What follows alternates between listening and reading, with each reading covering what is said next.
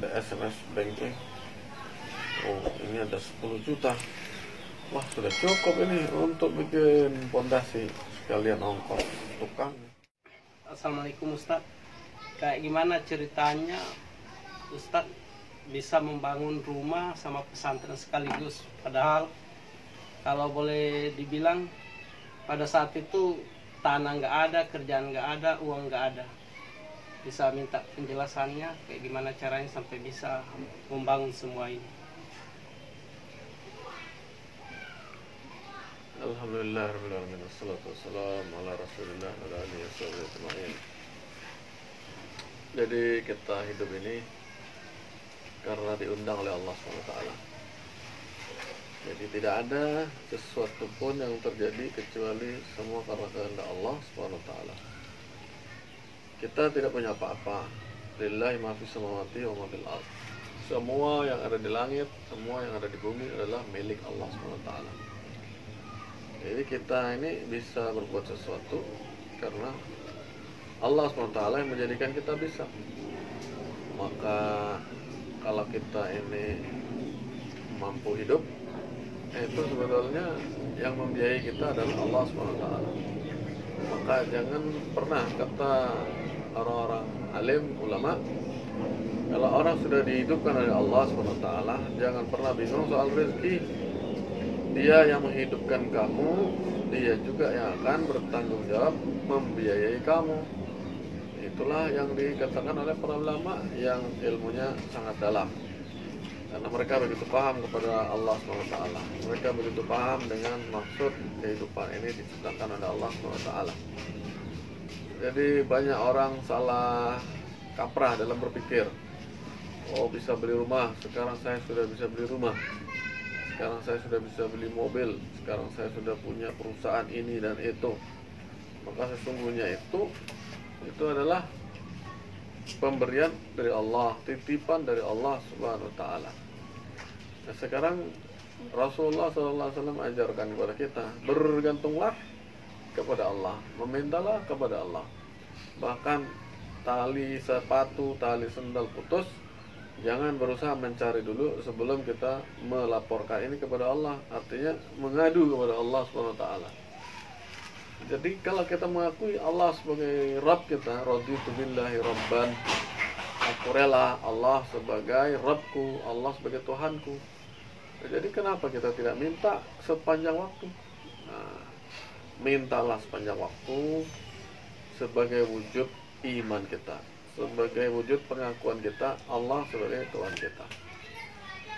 Jadi bagi kita mau bikin apapun, sebetulnya hal seperti ini bukanlah hal yang besar. Masih banyak orang yang modalnya nol, bahkan mereka minus, banyak utang, tapi kemudian mampu membuat satu hal yang besar. Nah, kemudian kita belajar bergantung sepenuhnya kepada Allah SWT. Ketika pertama kali di Batam, saya belum ada kendaraan. Nah, saya merasa payah berjalan naik ke bukit setiap hari karena tempat tinggal kita di bukit. Kalau kita mau ke pasar turun, nah begitu bawa barang-barang kita harus jalan kaki naik ke bukit. Maka kita minta kepada Allah, ya Allah, ada motor bagus nih Allah. Nah, dalam beberapa saat, beberapa bulan atau beberapa minggu, Allah SWT sediakan motor. Didatangkan orang yang memberi kita motor, sepeda motor untuk kendaraan. Nah, pernah juga ketika dari Masjid Baitul Syakur di Sungai Jodoh, saya berusaha mengunjungi satu kawan yang rumahnya di Bukit Senyum. Itu suasana panas. Saya merasa, ya Allah, kirimkanlah satu orang untuk membonceng saya. Baru suara ini berhenti, datang motor. Set. Bapak mau ke atas kan? Iya, kok tahu? Ya, ayo naik. Nah, langsung berangkat kita ke atas. Artinya apa? Kalau kita mau membuka hati kita, mau membuka kepekaan hati kita, sesungguhnya setiap hari Allah SWT itu berbicara kepada kita. Allah sedang memperhatikan kita. Kapan kau minta? Ayolah, mintalah, aku beri. Itulah hadis qudsi.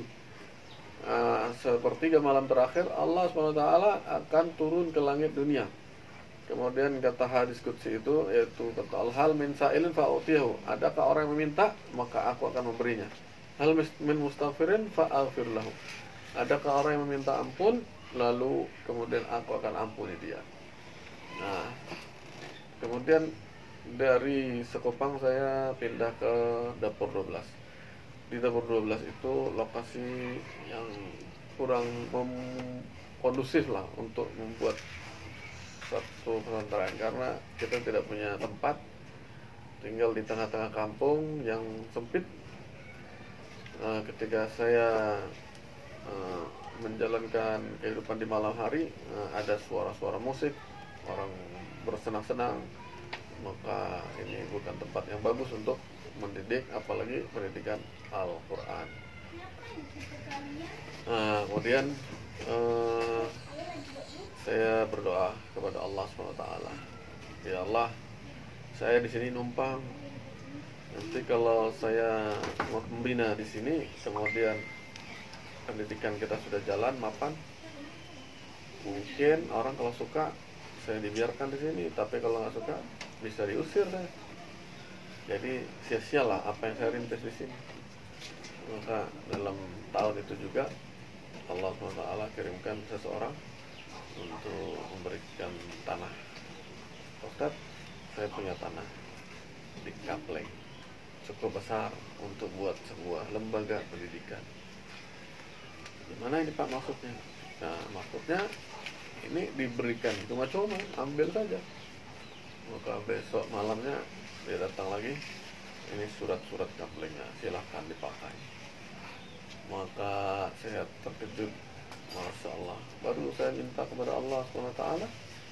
Nah, kemudian Allah SWT, karena ini milik Allah semuanya, jadi Allah gunakan manusia yang lain untuk mengabulkan doa-doa kita. Setelah saya pindah ke tanah yang diberikan ini, mulai bingung, ini bangunnya dari apanya dulu. Fondasi ini nggak cukup uang 1 juta, 2 juta. Maka atau ada yang nelpon saya, yaitu kawan lama, Mas, ini saya mau kirim uang nih. Nah, terima ya, dia terima. Setelah saya lihat ada SMS banking, oh ini ada 10 juta. Wah, sudah cukup ini untuk bikin fondasi, sekalian ongkos tukangnya. Maka mulai saat itu kita modalnya berdoa saja, modalnya meminta kepada Allah. Jangan pernah tidak meminta. Karena kalau tidak meminta, jangan salahkan Allah bila Allah tidak memberi. Satu contoh, Nabi Musa alaihissalam. Nabi Musa alaihissalam ketika pulang dari menghadap Allah selama 40 hari menerima 10 perintah Allah itu, maka melihat kaumnya sudah menyembah patung anak sapi yang terbuat dari perhiasan emas. Perhiasan emas yang dilebur, kemudian dijadikan patung. Kemudian patung itu bisa bersuara. Nah, ketika itu Nabi Musa jengkel, capek-capek mengajak mereka menyembah Allah, kok begitu pulang mereka nyembah patung lagi. Maka Nabi Musa bertanya kepada Allah, ya Allah, adakah selain engkau yang bisa meniupkan ruh? Kata Allah, kamu tahu hanya aku yang bisa meniupkan ruh. Jadi yang meniupkan ruh di patung anak sapi itu engkau. Bagaimana tidak aku lakukan? Aku adalah Tuhan bagi seluruh manusia. Aku menugaskan diriku untuk mengabulkan doa manusia. Kau panggil saja itu si Musa As-Samiri. As-Samiri dipanggil. Kenapa engkau buat seperti ini? Maka ternyata As-Samiri juga orang yang sudah lama belajar agama kepada Nabi Musa alaihissalam. Dia tahu keberkahan atau yang bertuah dalam kehidupan ini. Ketika ia bercerita, aku melihat ketika kita dikepung oleh Fir'aun di tepi laut, datanglah Jibril untuk memberi pertolongan kepada kita. Jibril itu naik kuda. Kudanya Jibril menginjak tanah. Nah, tanah yang diinjak Jibril itu aku ambil. Ini tanah yang pernah diinjak Jibril, malaikat yang paling mulia, panglimanya para malaikat, ini pasti ada kekuatan di sini. Maka tanah itu aku simpan dalam kain. Suatu saat ini akan berguna. Ternyata digunakan setelah dia bikin patung dari emas, patung anak sapi, disemburlah dengan pasir atau tanah ini. Maka dia baca mantra kun ejlan lahu khwar, jadilah patung anak sapi, jadilah anak sapi yang bersuara.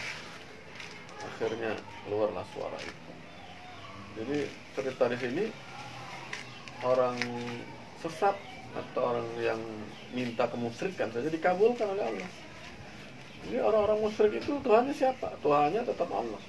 Seluruh agama, agama Hindu, agama Buddha, siapa Tuhannya? Jangan sampai kita bilang agama Tuhannya adalah si Anu dan si Anu. Patung ini bukan. Tuhan mereka tetap Allah SWT. Yang mengabulkan doa-doa mereka adalah Allah SWT. Begitulah saya. Saya kalau memerlukan sesuatu ya tinggal berdoa, membersihkan diri. Jangan banyak kita ngomongin orang, jangan banyak buat dosa walaupun kecil-kecil. Banyak-banyak kita dekat dengan Al-Quran, banyak kita dekat-dekat sunnah Rasul SAW, maka doa-doa kita akan diijabah oleh Allah SWT.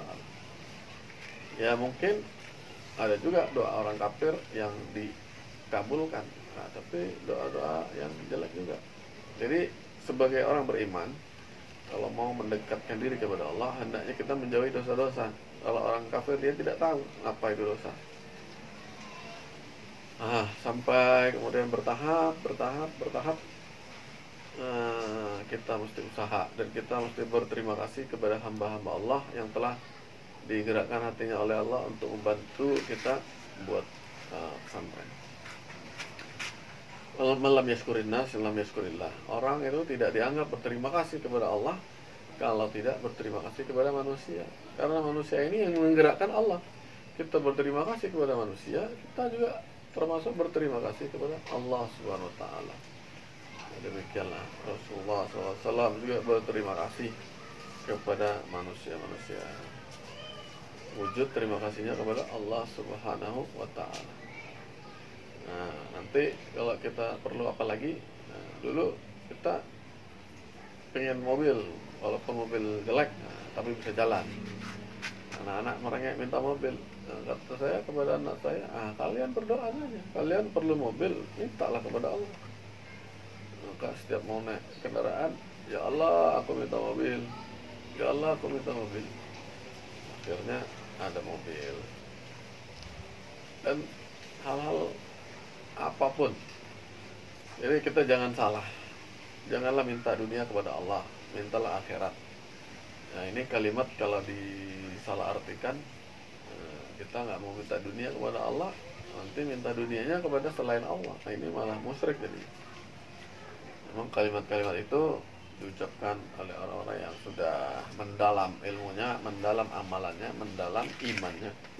Nah, jadi rugi kalau minta kepada Allah cuma minta dunia. Jadi kita mau berdagang, minta perdagangannya dimajukan, tapi bukan semata-mata maju perdagangannya untuk foya-foya, untuk bikin senang-senang. Perdagangannya adalah untuk supaya kita banyak sedekah, banyak lagi zakatnya, banyak lagi orang kita bantu dengan keuntungan-keuntungan itu.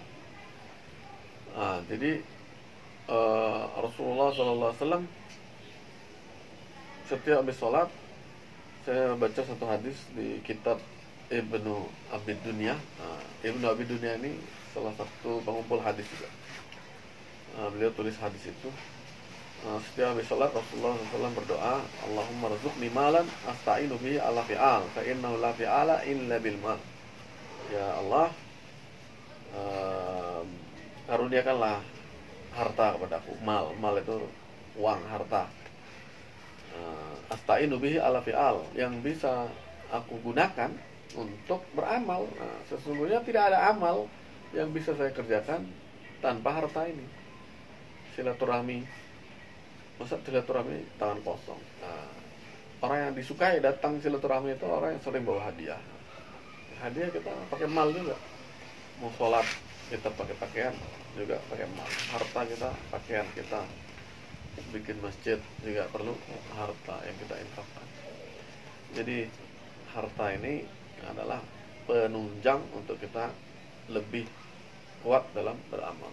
Inilah cita-cita orang beriman, menggunakan hartanya untuk beramal, untuk cari akhirat. Jadi yang dimaksud jangan minta dunia kepada Allah, yaitu jangan minta dimajukan dunianya, tapi untuk dunia lagi, macam yang dilakukan oleh orang ahli dunia. Udah uangnya miliaran, dibikin lagi usaha dunia lagi. Nah, ini tidak bermanfaat. Jadi dunia itu mati. Dunia itu mati tanpa apa? Tanpa agama. Coba kita punya duit 1 juta. 1 juta ini karena kita ada agama, masukkan 1 juta ini dalam agama. Kalau kita paham, oh ini kita infakkan di jalan Allah. Diinfakkan di jalan Allah, 1 juta ini tanda terima di sisi Allah, jadi 700 juta. Tapi kalau kita juga keluar di jalan Allah, kita gunakan 1 juta itu untuk biaya kita keluar di jalan Allah, itu 700.000 kali lipat. Bukan 700 kali lipat, 700.000 kali lipat.